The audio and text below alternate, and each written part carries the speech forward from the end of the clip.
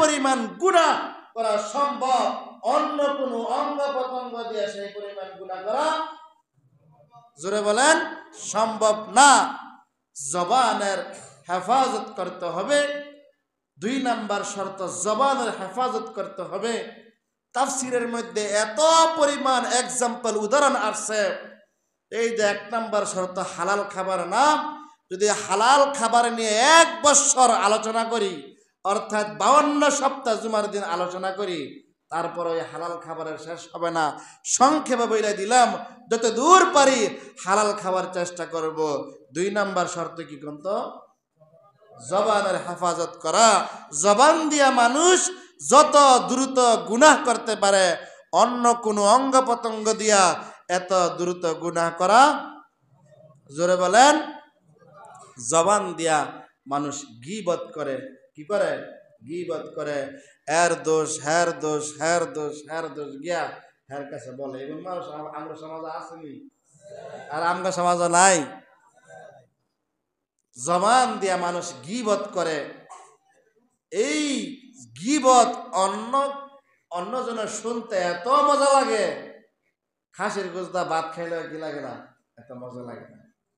যদি কয়, আরে ভাই তোর কাছে যে আমি কইতাছি, তুই গেলে আমি কইতে কইস না। কয় ভাই আমার লাগে কথা কোয়া মানে সোনালী ব্যাংকে থোয়া, দুইটা কি? জোরে বলেন।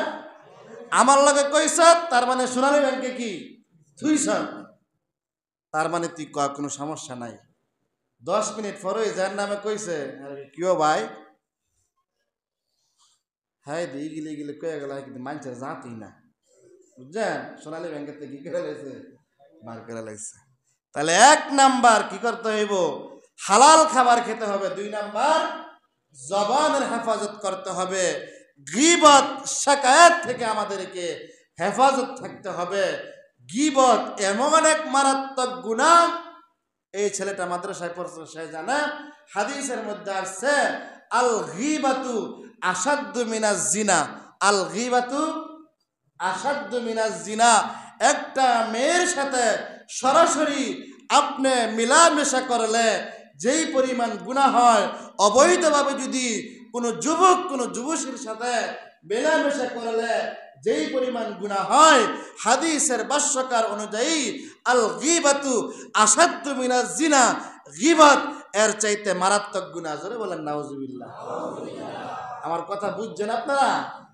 একটা 16 বছরের যুবতী 20 বছরের যুবকের সাথে একাধিকবার মিলামেশা করলে, অবৈধভাবে যে গুনাহ, গীবত করলে এর চাইতে মারাত্মক গুনাহ, এর চাইতে কঠিন গুনাহ। আর গীবত করলে আল্লাহ রাব্বুল আলামিন এমন কঠিন শাস্তির সম্মুখীন করবেন, যে কঠিন শাস্তির সম্মুখীনের ব্যাপারে আমরা এই চোখ দিয়া ধারণাও করতে পারি না, আমরা জল্পনাও কল্পনা করতে পারি না।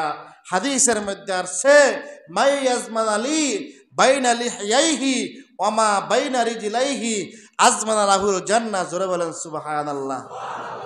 কত একটু তিতা লাগবে, কি লাগবে? জোরে বলেন, কত তিতা লাগবে? তিতা কথাটা একটু হজম করানো লাগবে। কি করানো লাগবে?